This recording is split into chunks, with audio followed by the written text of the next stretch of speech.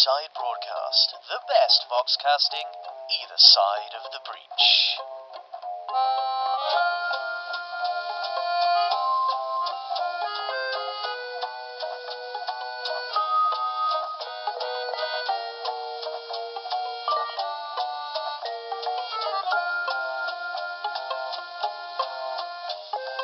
You're listening to Tales of Malifaux on the Breachside Broadcast, now with added ghostly wails to keep you on your toes.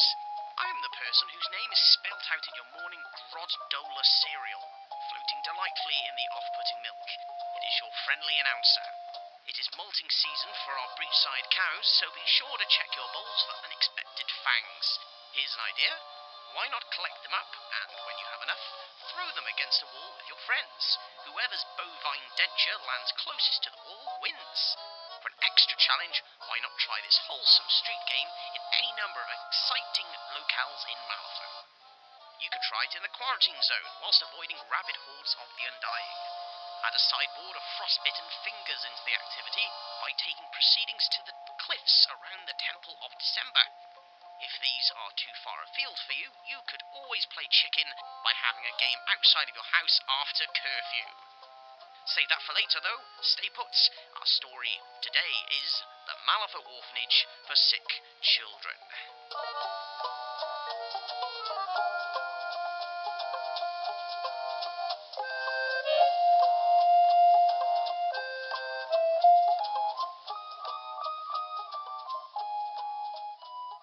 The Malifaux Orphanage for Sick Children.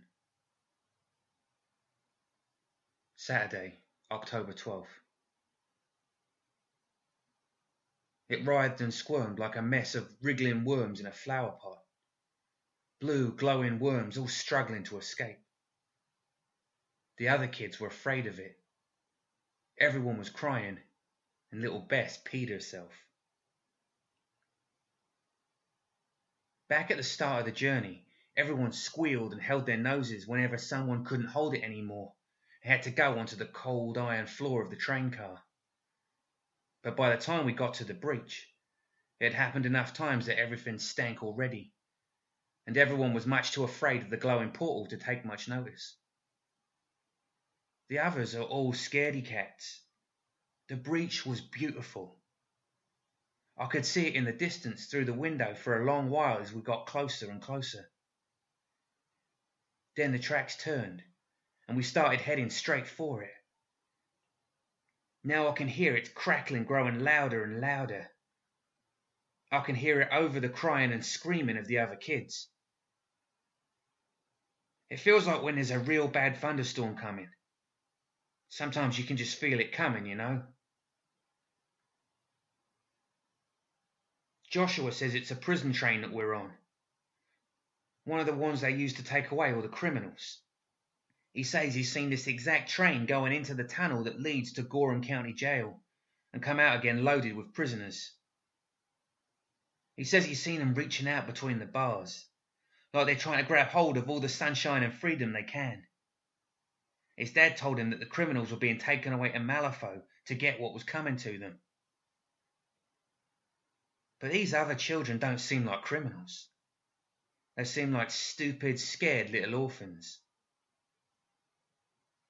I think I'm the only real criminal here. Sunday, October 13th. Mrs. Birchbank and Mr. Grievous met us at the station. Mr. Grievous had a long length of chain with him. At first I thought he was going to tie us up with it, but he didn't do that. He untangled the chain and stretched it out into a long line. Then Mrs. Birchbark told us to line up along the chain, and she counted us and ticked our names off her list. We all had to hold on to the chain so that we didn't get separated while we marched to the orphanage. We were like a big, long snake, each of us holding on to that chain for dear life. "Don't let go," said Mrs. Birchbank, "or you'll get lost, and Malifaux is not kind to lost little children." We wound our way through the station and out into the narrow, twisted streets. Mrs. Birchbark walked fast, and she had long legs, so some of the littler kids had to run to keep up. Little Bess was in front of me. holding the chain with one hand and picking her nose with the other. She's always got a finger up there, especially when she's nervous. At one point she tripped on a broken cobble and skinned her knee. The kids in front of her didn't see, so they just kept going, but even then she didn't let go of the chain. She was too scared to let go.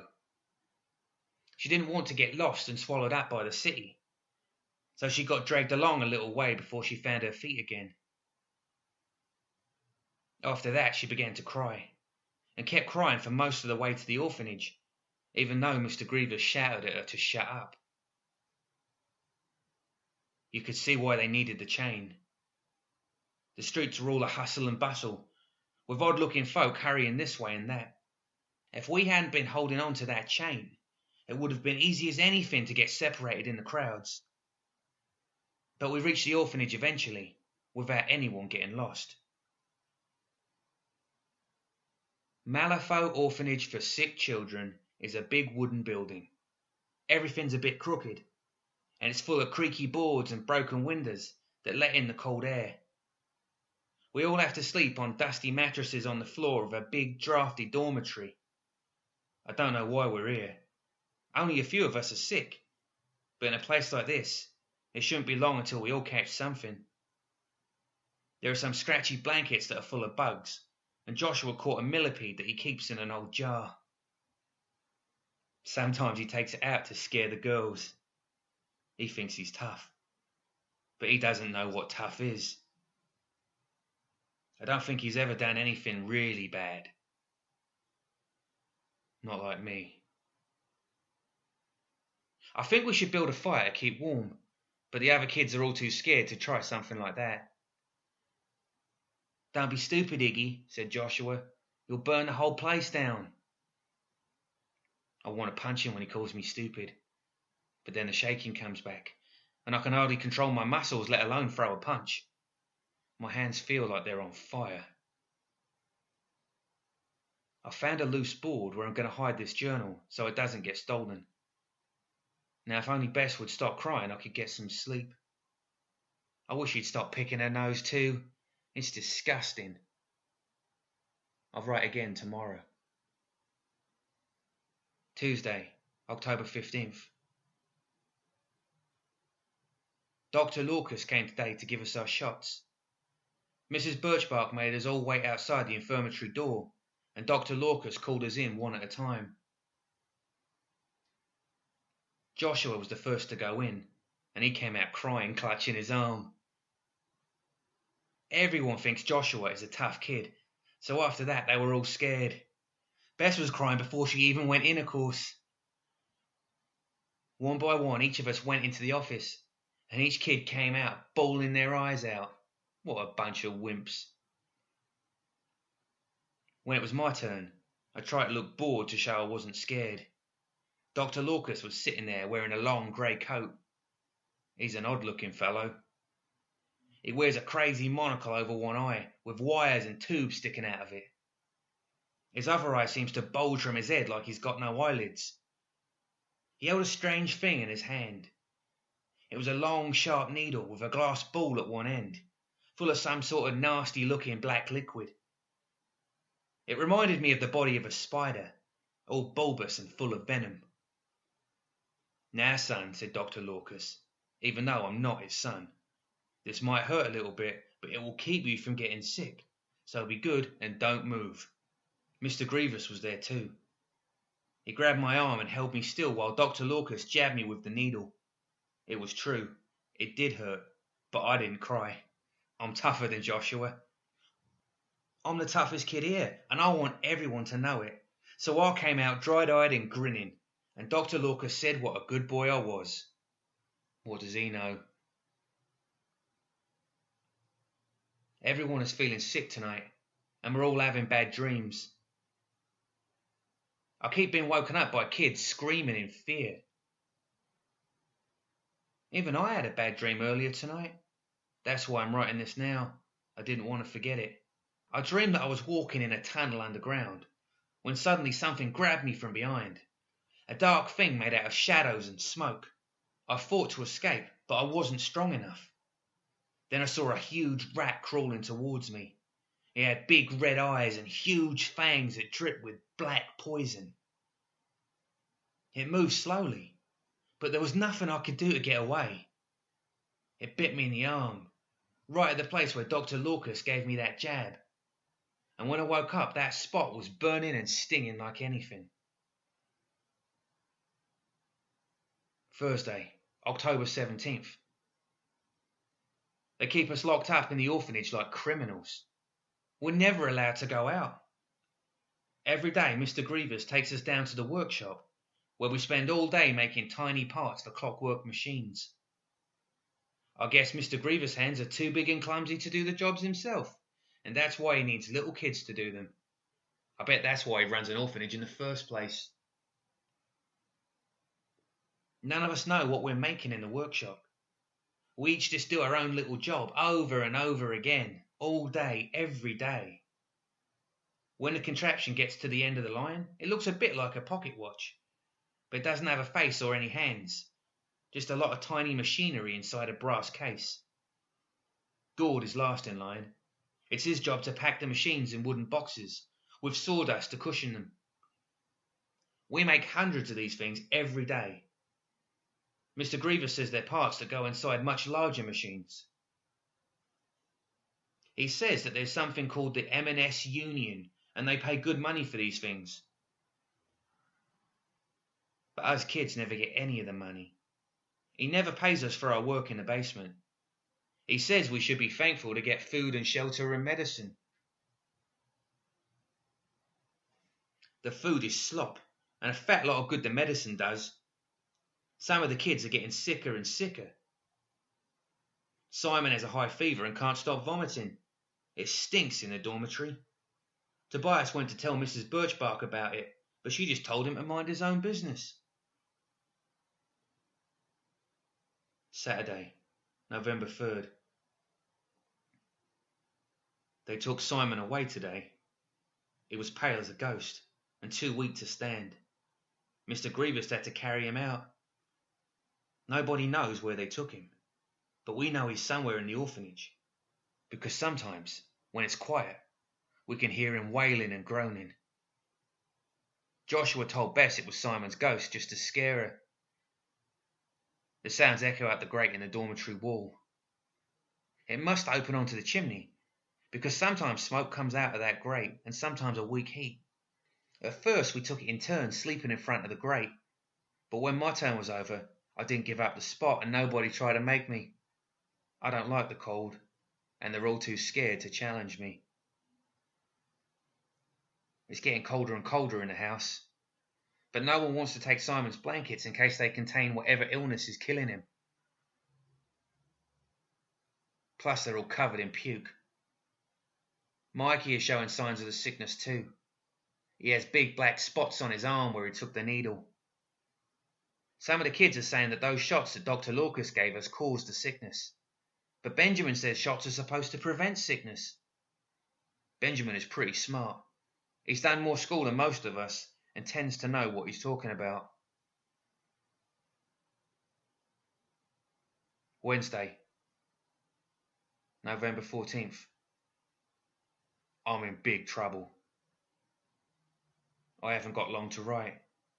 I can hear Mr. Grievous calling for me and he's in a real fury. I stole one of the machines from the basement. I took it from the box while everyone was cleaning up. I wanted to figure out what it was, but now Mr. Grievous must have noticed it's missing. The others are all saying he'll skin me alive. Maybe I should just make a break for it, but the front door is locked and only Mrs. Birchbark's key can open it. She keeps that key in a pocket in her coat, and she wears the coat all the time. When she leaves the house, she locks the door behind her, locking us in. What if there was a fire? The windows on the ground floor have bars, and the ones up here in the dormitory are too high off the ground. I guess I've got to face the music. I'll write more later if I survive. I survived. Mr. Grievous was angry, but not very scary. I think he's not as tough as he pretends to be. I had to give him the machine back, and he gave me a few smacks about the ears. Then he took me down a flight of spiral stairs underneath the workshop, and handed me a big brush. There was a big cast iron coal furnace down there, and he made me climb up into the chimney to clean it out. That was my punishment. It was disgusting, scary work, and now I'm covered in soot and black sludge. But I discovered a brilliant secret. The chimney branches into different sections, like an old twisted tree, and each section ends in a grate. I guess those grates are supposed to let the hot air into different parts of the house. They don't work very well, but when I was up in that chimney, I could see into every room in the orphanage. The kitchen, the hallway, a study with lots of books, the dining hall, our stinky dormitory, Mrs. Birchbark and Mr. Grievous' rooms. Then, at the very top of the chimney, is a nice-looking attic bedroom. I saw Simon in there. I rattled the grate and called his name, but he didn't wake up. He looks real bad. I think he'll be dead soon. Friday, November 16th. I've got good news and terrible news. First, the good. I figured out how to open the chimney grate from the dormitory side, so I can get into the chimney whenever I want. I pried it open with a butter knife that I stole from the dining hall. The screws were so rusted they turned into a red dust, and then the grate swung open on hinges. It's scary going in there, because I can see the fire burning in the furnace at the bottom. If I fall, I'll be burned up quick as anything, but it's worth it. With a bit of work, I managed to get all the grates open, so now I can shimmy my way down to the ground floor and sneak into the kitchen for food. Sometimes I go to the study and just sit in the big leather armchair for a while. Sit somewhere without the stench of sickness and kids crying all the time. I like the study, with its fancy bookshelves and grandfather clock. I hid this journal on one of the shelves. The best hiding place for a book is with a bunch of other books, right? I'm in the study now, writing at this big oak desk with Mr. Grievous' fountain pen. I feel real important. If he finds out, he'll kill me, but he's not going to find out. I'm pretty good at opening the grates and closing them again behind me, as if I'd never been there at all. Now for the terrible part. Sometimes I climb all the way to the attic room and look in at Simon. Today I saw a strange woman sitting by Simon's bed. She wore a black cloak and her eyes were dark like the night. I didn't like the look of her one bit. She held out a glowing blue stone. It glowed dimly at first, and I thought I saw shadows swimming about inside it. As I watched, I saw something rising up out of Simon's body toward the stone. It didn't go easy.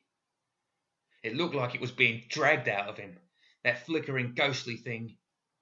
But it kept coming, a stream of bright blue. And as the stone fed, it grew brighter and brighter until it looked like sunlight. And by the end of it, Simon wasn't breathing anymore. The woman smiled, but not in a nice way. And before she left, she looked up at me, directly into my eyes. She couldn't see me. I knew she couldn't see me. It was dark as pitch in that chimney. But she looked at me nonetheless and nodded once. "You're next," she seemed to say.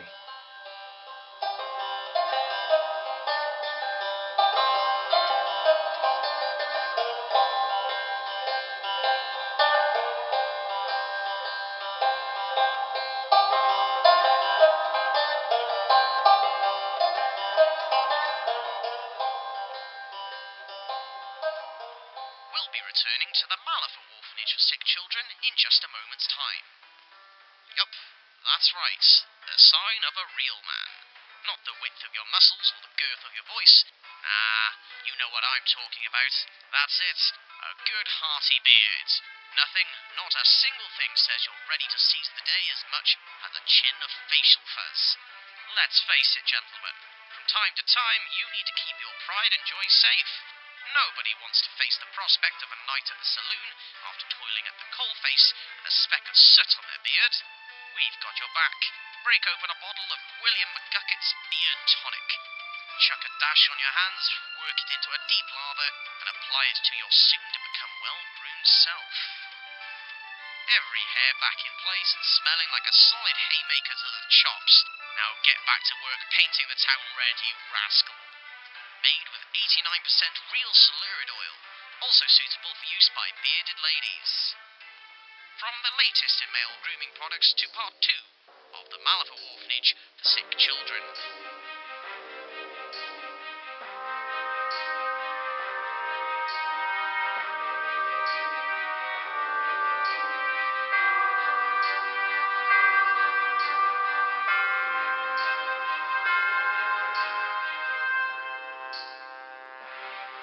Friday, November 23rd.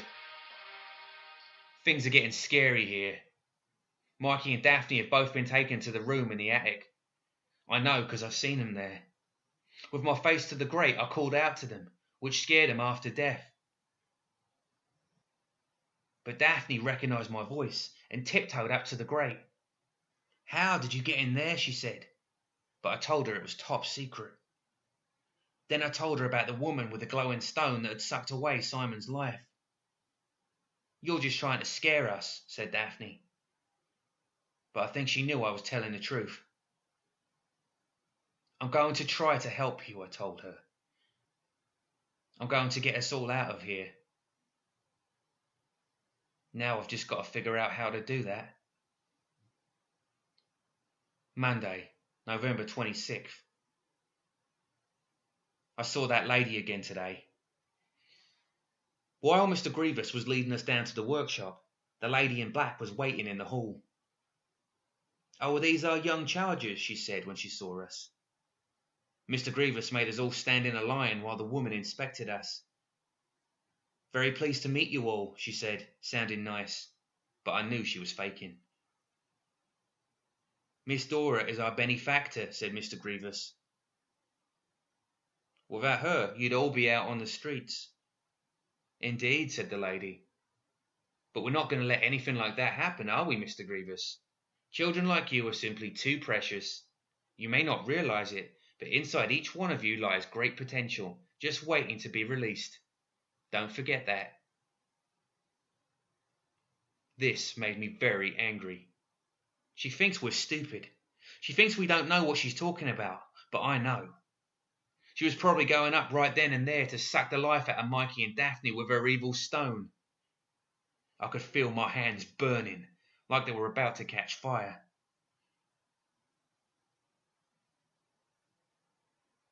Tuesday, November 27th. Last night I snuck into the chimney again and peeked into the attic bedroom. Mikey was gone. Only Daphne was left, looking very pale. I rattled the grate and called her name, but she didn't wake up. She just let out a moan. I think it's too late to save her, but I have to tell the others. I'll tell them in the morning, and we can all escape together. Saturday, December 1st. I'm scared and I don't know what to do. Maybe writing it all down will help me think it through, help me decide. It all began early this morning, when Mr. Grievous called us down to the front hall. "There's a nasty sickness going round," he said. "So just to be safe, Dr. Lorcas is coming again to give you some more shots. I want you all to be on your best behaviour for the doctor." I could feel my hands getting hot, and I began to tremble. That's always what happens when I'm angry. It's what happened the night my parents died. I wanted to shout, to warn everyone not to let Dr. Lorcas touch him. I wanted to fight, but I just stood there trembling with my hands getting hotter and hotter. I stood there like a pathetic baby while the other kids were led to the infirmary one by one and came out crying with that black poison in their veins. Then it was my turn. Mr. Grievous pulled me through the door and Dr. Lorcas prepared the needle, grinning like a maniac. "No," I managed to shout. "No, I won't take it." "Now, Iggy," said Mr. Grievous, holding my arm tight. "Dr. Lorcas just wants to make sure you don't get sick like the others." "Poppycock," I yelled. I could feel the white-hot fury spilling out of me. exploding like a bottle full of oil thrown onto a fire. He means to kill us. You means to kill us all. Hold him down, said Dr. Lorcas quietly, still grinning, and Mr. Grievous grabbed my wrists with both hands. The fire began in my fingertips, but quickly spread to my palms. It spat and sparked, and then began to rage with flames that somehow did not burn me. My fists became angry balls of fire, and I grinned as Mr. Grievous screamed in pain. He pulled his hands away from me quickly. I could smell his flesh burning.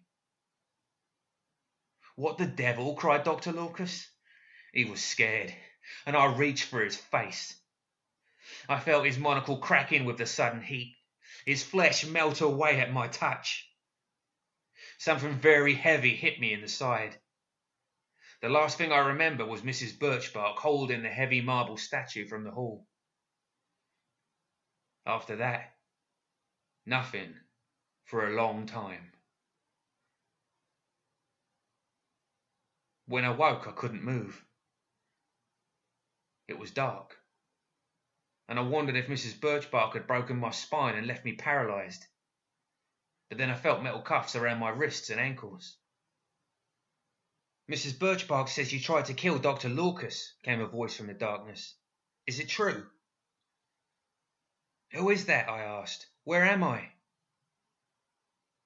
It's Bess, said the voice. They took us up to the attic. It's nice in here. We have proper beds and everything. They brought me here because I'm sick. They brought you here because... Bess, listen to me, I interrupted. We've got to get out of here. The woman in black will come and kill us. We have to escape. What happened to your mummy and daddy, Iggy? Bess asked. What? Weren't you listening? There's no time for that. We have to escape. I tried to wriggle my arms out of their restraints, but they were too tight. I heard you crying out for them in your sleep, said Bess. I heard her feet approaching, and then I felt her sit down on my bed near my feet. I know what it's like to miss your mummy and daddy. My mummy was a thief. She got taken away by the police. That's how I ended up here. Useless, I whispered. You're just a useless scaredy cat. But just as I said it, I felt a fumbling of fingers on my wrist, a clicking of a hairpin against metal, and then I felt the cuff spring open. I've been picking locks in the dark almost as long as I've been picking my nose, said Bess. I jumped up laughing and gave Bess a hug. It's funny. I don't remember anyone ever hugging me before, but I knew how to do it, and it felt good. Bess trembled in my arms and nearly fell over when I let her go. My eyes were beginning to adjust to the dark by then. Can you open this door to get us out of here? I asked Bess. No, it's dead-bolted from the outside. Her voice was very weak and sounded distant, as if she were a long way away. Never mind. I know another way. It was tricky in the dark, but I managed to push a bedside table against the wall and wrenched the grate open with a good hard tug. It clanged open in a shower of rust. Climb in quickly, I said to Bess. The chimney will take us anywhere in the house. But just as I said that, I heard voices, feet clomping on stairs, a key in the lock.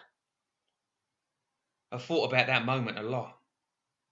Perhaps I should have stayed and fought, but I only had a second to decide, and panic made it impossible to think.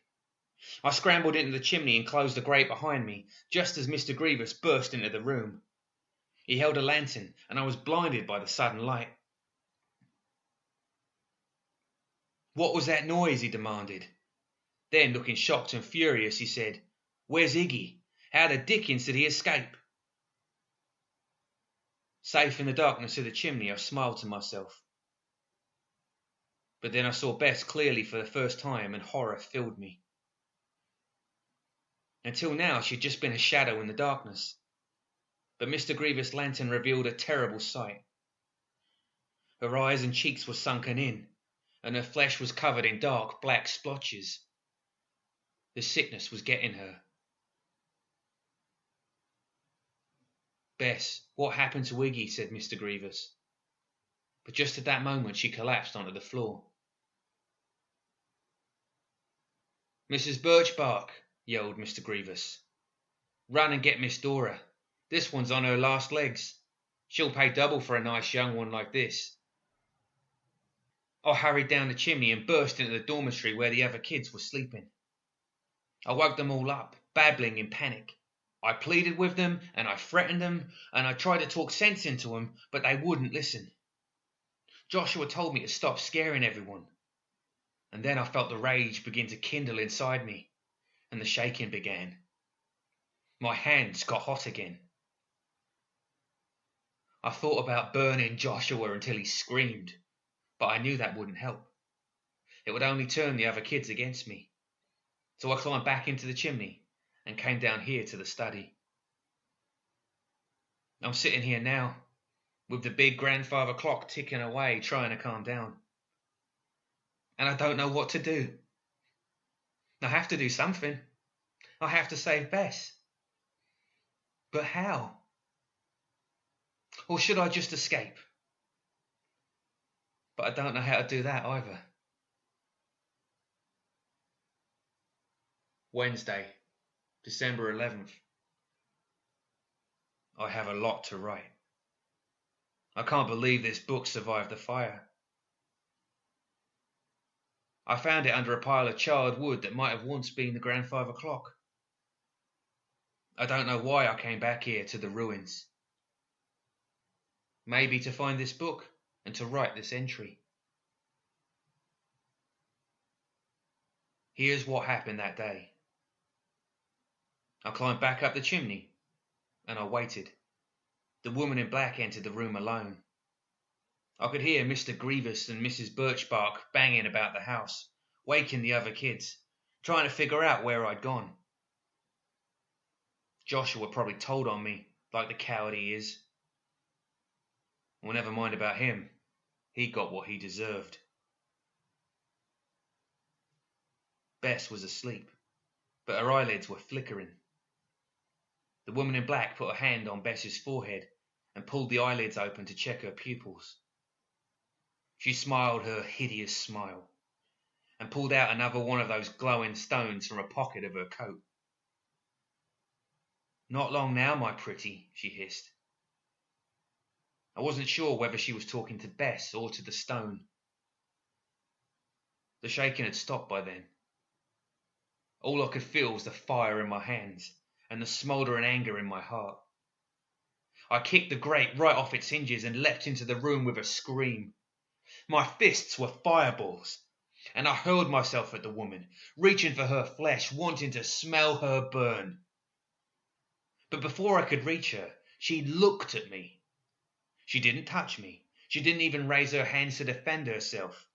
She just looked at me, and I stopped dead. Her eyes were like mirrors, like pools of oil.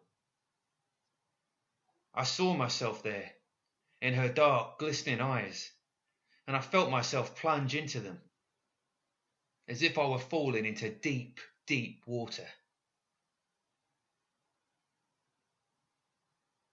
I was sitting in the basement of my old home, shivering and crying, calling for my parents. There was no response. They had left me alone again, without food or heat. I wondered how many days they would be gone this time, how many nights I would have to spend locked in that basement, shivering and hungry.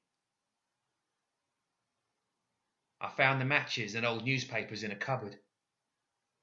I only made the fire to try and keep warm, but I was still taken away to Malifaux like a criminal. But then things twisted and changed, and I saw that this was a lie. I saw the truth reflected in Miss Dora's eyes, the truth that I'd always kept hidden deep inside myself. My parents had come home that night, stinking of liquor and smoke. And when I tried to speak to them, my father screamed at me, and my mother threw an empty bottle at my head. I made the fire, knowing they were passed out upstairs, knowing that they could barely stand, let alone run, knowing exactly what would happen. I felt like I'd been kicked in the gut. I crumpled to the ground at her feet, the fire dying from my hands. I suddenly felt very cold, unable to raise my head. I hated myself, and that thought filled me with disgust. I curled into a ball and began to cry like a baby. I knew the woman was smiling down at me, but I couldn't bring myself to look at her. I was too ashamed. Then I heard Bess let out a shuddering breath. It was such a feeble, pathetic sound, no more than a tiny gasp, and I knew that it might be her last. I looked up at last to see the woman holding that milky stone over Bess's body between her thumb and forefinger, ready to draw out her life. Now that I was no longer trapped by her gaze, I felt the warmth returning, but I was too weak to move. But then Bess moved with sudden, furious energy. She slapped at the stone hard and fast, like a trap snapping shut.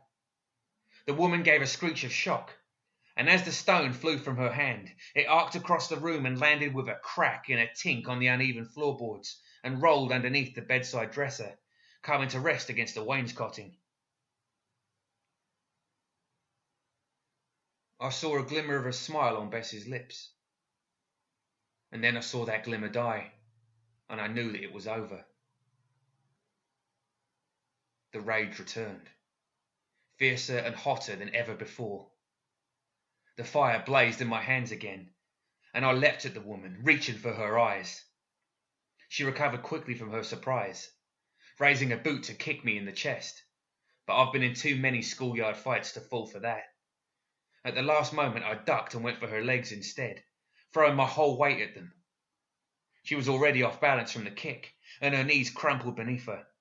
As she struggled to stand, I sent a pillar of flame into her, setting her coat and hair alight.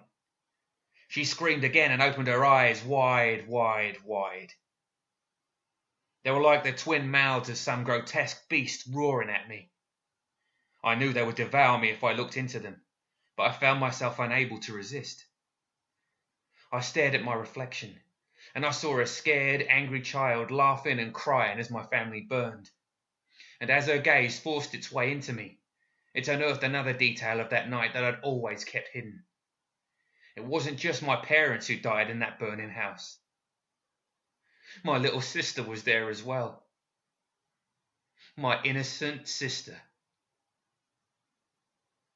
I had murdered her too. The woman kicked me to the floor and fled from the room, her coat smouldering and smoking. The bedroom was ablaze. The flames of my anger had consumed the curtains and sheets, and Bess's bed had become a funeral pyre. I knew she was already dead, but I reached for her anyway, intending to drag her from the burning room. In my waking nightmare, I thought she was my sister, and I was being given one last chance to save her. But as I grabbed at her, I smelled her flesh charring at my touch. My hands still burned with rage. The more I tried to save her, the faster she burned. I abandoned Bess there and sprinted down the stairs in Miss Dora's wake. The fire was already spreading, creeping up the walls, down the banisters and crawling across the mouldering carpet. As I passed the dormitory door, I could hear the other kids screaming for help, but the door was locked tight. I left them to their fate. From the upper floors above, I heard a crash. The building was beginning to collapse as its supporting pillars turned to ash. The front door was locked when I reached it, but my hands blazed with rage as I reached for the knob, and the metal melted under the heat. I forced my way out into the street. I've been living on the streets of Malifaux ever since. It's rained every day since the fire. A heavy, cold rain that drives the homeless under bridges and into the catacombs and sewers beneath the city. But my anger keeps me warm. Had it not been for that rain, the fire would have spread to the nearby buildings. I wish it had. It would make me happy if everyone in this city burned, cleansed of its million sicknesses. The woman in black watches me. I see her from time to time, lurking in the shadows, with her eyes like oil slicks, her sickening smile. I don't know what she wants from me. I don't hate her anymore. She is cruel and twisted, like everything in this world. I don't know why I returned to the wreckage of the Malifaux Orphanage for sick children tonight. Maybe I wanted to find the charred corpses of Mrs. Birchbark and Mr. Grievous, confirmation that they had perished in the flames. Maybe I wanted to find Bess's bones and lay them to rest. The only thing I found amidst the wreckage was this diary. My story written down in blue ink on blackened pages. A record of my past that refused to burn with the rest of it.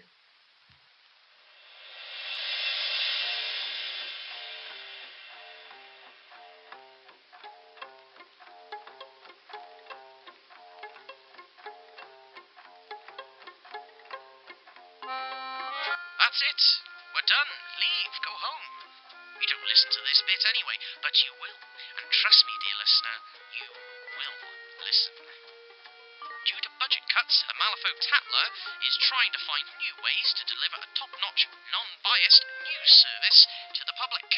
One sacrificial lamb that has been pushed under the burgeoning tracks of the train called Progress is the puzzle section. Their page coverage in the paper has been split in half, being the puzzles are printed in the paper and the answers being omitted.